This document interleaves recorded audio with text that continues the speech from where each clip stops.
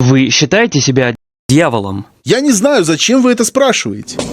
Если бы я сказал тебе, что существует список, в котором указаны имена самых влиятельных людей мира, и этот список годами пытались скрыть, ты бы поверил. Это не теория, это не слухи, это реальные судебные документы, это файлы Эпштейна. История, которая начиналась как дело одного человека, а превратилась в международный скандал, затронувший политиков, миллиардеров, членов королевских семей и звезд мирового масштаба. Но самое страшное, до сих пор никто не знает всей правды. Кто действительно был вовлечен? Почему расследование тянулось годами? И что именно скрывается в тех самых файлах? Сегодня мы разберем все. От начала до того, что пытаются не вспоминать. Джеффри Эпштейн не был обычным миллиардером, у него не было крупных компаний, он не создавал технологических гигантов. Он не владел нефтяными корпорациями, но при этом он имел частный остров, частный самолет. Особняки в Нью-Йорке, Флориде и Париже. И самое главное — связи. Очень влиятельные связи. Его самолет называли «Лолита Экспресс». По данным судебных материалов, на нем летали десятки известных людей. Политики, бизнесмены, ученые, представители элиты. Именно список этих перелетов стал одной из самых обсуждаемых частей так называемых файлов Эпштейна. Когда в 2019 году его арестовали, многие думали, это начало громкого разоблачения. Но через месяц произошло то, что до сих пор вызывает вопросы. Эпштейн был найден мертвым в своей камере. Официальная версия — самоубийство. Но камеры наблюдения не работали. Охрана уснула, протоколы были нарушены. Совпадение? Именно после его смерти интерес к файлам вырос в разы. Люди хотели узнать, кто фигурировал в документах, кто посещал его остров, кто летал на его самолете. Судебные процессы продолжались, документы постепенно публиковались, некоторые имена стали публичными, но важно понимать одну вещь. Наличие имени в документах не означает автоматически вину. Это может быть перелет, может быть встреча, может быть контакт. Но общество требовало прозрачности, и именно это давление привело к частичному раскрытию архивов. Так называемые файлы Эпштейна. Это не один документ. Это сотни страниц показаний, переписок, судебных материалов, финансовых отчетов. И каждый раз, когда опубликовалась новая часть, возникал новый виток обсуждений.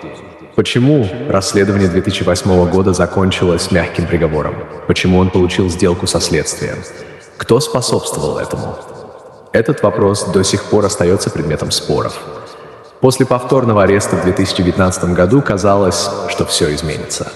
Но смерть фигуранта оставила больше вопросов, чем ответов.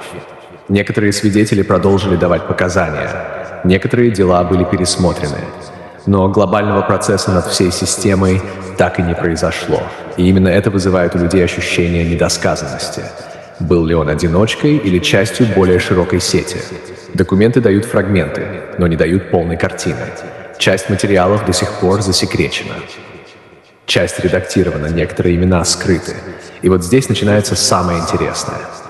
Почему спустя столько лет общество все еще возвращается к этой истории?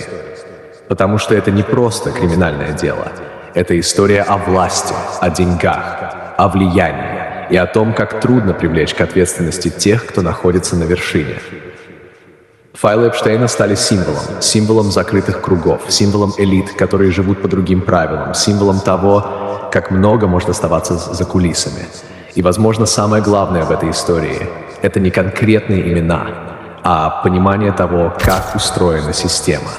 И пока остаются вопросы, эта история не закончится. Это было только начало. После смерти Эпштейна расследование не остановилось, наоборот. Оно стало еще громче, потому что если главный фигурант мертв, значит ли это, что история закончена? Или все только начинается? Следствие продолжилось через других людей. Самое громкое имя — Гислейн Максвелл, близкая соратница Эпштейна. Женщина, которую обвиняли в вербовке несовершеннолетних. Ее арест стал новым витком дела. Судебный процесс длился долго. Давали показания свидетели. Звучали детали, которые раньше не обсуждались публично. В 2021 году суд признал ее виновной по нескольким пунктам. Это был редкий момент, когда кто-то из окружения действительно получил серьезный срок. Но снова возник вопрос. Если сеть была широкой, почему на скамье подсудимых так мало людей? Файлы, которые постепенно публиковались, содержали списки контактов, номера телефонов, адреса. деловые связи, там были известные фамилии. Но важно понимать, список контактов не равен доказательству преступления. Именно поэтому каждое имя вызывало споры. Одни говорили, если человек летал на его самолете, это уже подозрительно. Другие отвечали, это не доказательство участия в преступлениях. Юридически это разные вещи.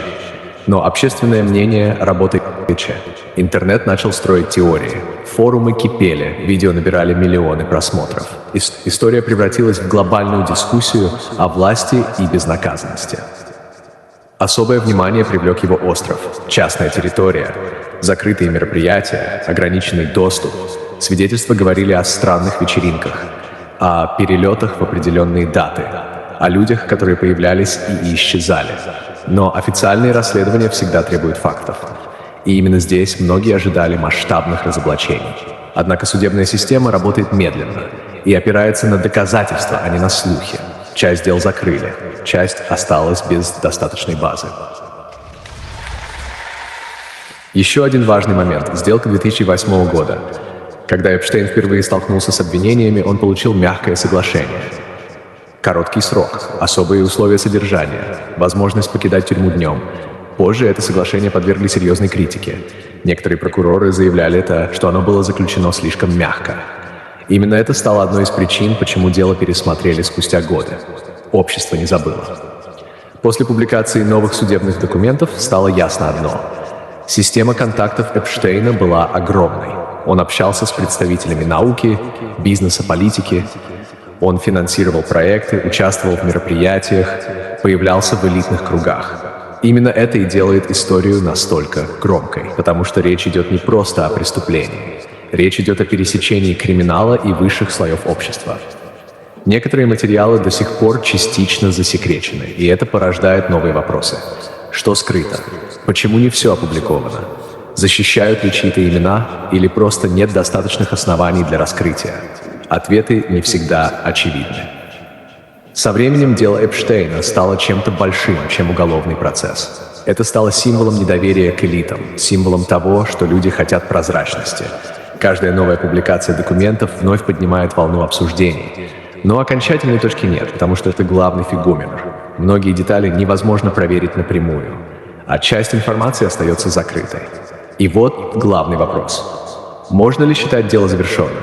Юридически многие процессы закончены, но общественно нет. Пока остаются сомнения, пока остаются закрытые страницы, эта история будет возвращаться. Не как сенсация, а как напоминание. О том, что власть и деньги часто создают сложные узлы, которые трудно распутать. И о том, что иногда правда выходит наружу слишком поздно. История Эпштейна — это не только о преступлении, это о системе, о доверии, о справедливости. И о том, насколько сложно ее добиться, когда ставки слишком высоки. И, возможно, самое тревожное в этой истории — это не то, что мы знаем, а то, что мы можем так никогда и не узнать.